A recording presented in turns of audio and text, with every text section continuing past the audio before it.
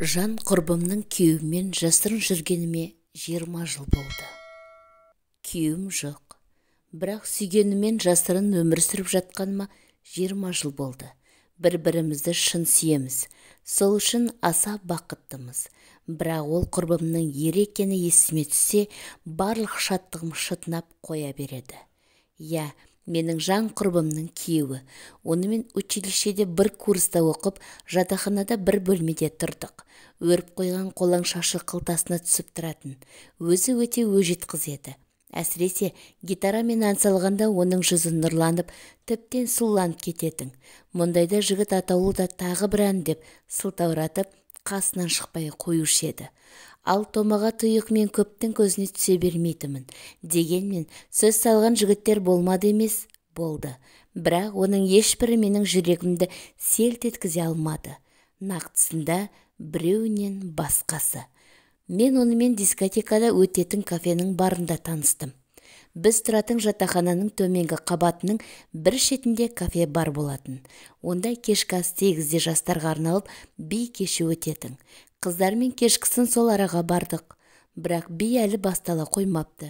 Кафе бары жиегіне тақалып едім, оның бір шетінде қара торы жігіттің отырғанын байқадым. Ұялшақтығымды бөлмедегі қыздар бетіме баса бергеннен кейін өзімді сынап көрейін дедім. Сөйтіп, әлгі жігітті сөзге тартып көрмек боп, қасына тақалып, менің есімім Әсем дедім дауыстап. Басында таң қалған ол жігітпен одан кейін емін-еркін әңгіме дүкен құрып, бірге би билеп, жақсы араласып кеттік. Мен оған бөлменің нөмірін айттым. Сол кездесуімізде ол маған келіп тұратынын айтып, қоштасқан. Дегбірім қашып, оның тағатсыздана күте бастадым. Әне-міне келіп қалатын секілді. Ұзын бойлы, қапсағай денелі, қара торы өңді жігіт бейнесі қайта-қайта көз алдыма келе берді. Сонда мен оған ғашық болып қалғанымды түсіндім.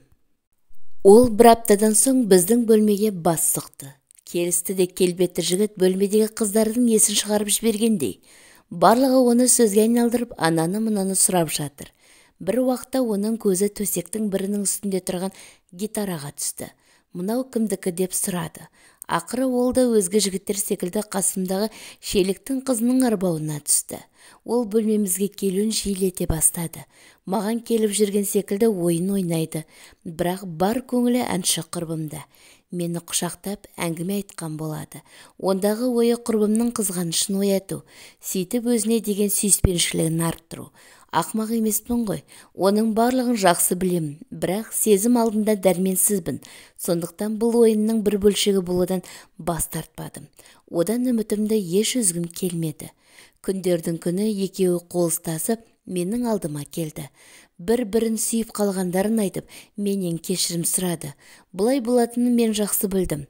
Бірақ мұны өз құлағымен естіп, көзбен көрген бір басқа екен. Кеудені керген өкініштен өкіріп жылап қоя бердім.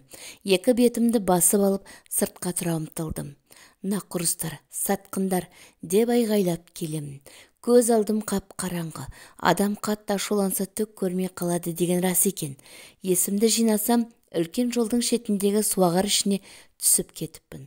Артымнан өкшелеп жеткен екеуі мені көтеріп алып, жатақханаға алып барды. Төсегіме сұлық түстім.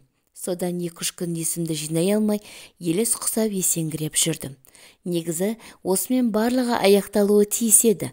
Алайда менің мүшкіл халім оның аянышын туғызған секілді. Сол кезде маған осындай осал сәттерде неге пайдаланбасқа деген ой келді.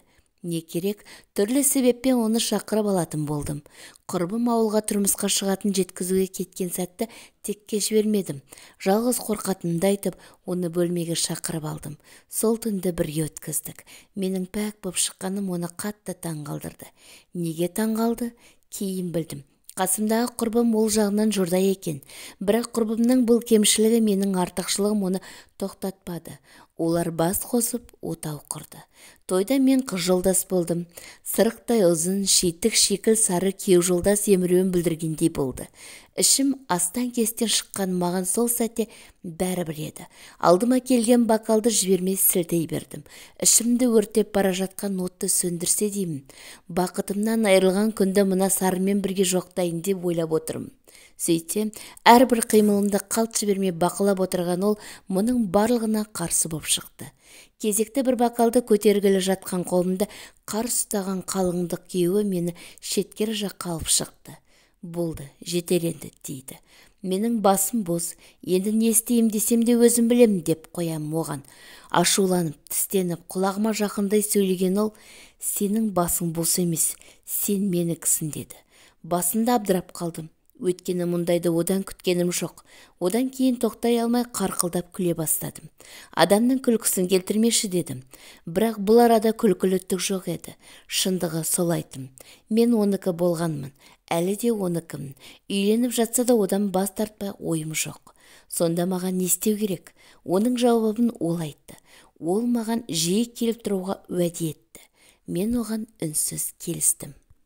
Одан бері 20 жылға жуық уақыт өтті. Қазір оның жекеменшік клиникасы бар. 2 отбасын асырауға тапқан табысы артығымен жететін сияқты. Маған қала ортасынан бір бөлмелі үй алып берген. Барлық іс-қимылым бақылауда. Ол сондай қызғаншақ. Бірақ оның көзіне шөп салу менің түгілі түсіме де кірмейді. Бірде Түркияға, тағы бірде Кайырға демалуға бардық. Барлығымыз, яғни оның әйелі, бала шағасы және мен. Құрбымнан қуыстанып қатты қиналдым. Демалған құрлы болмадым.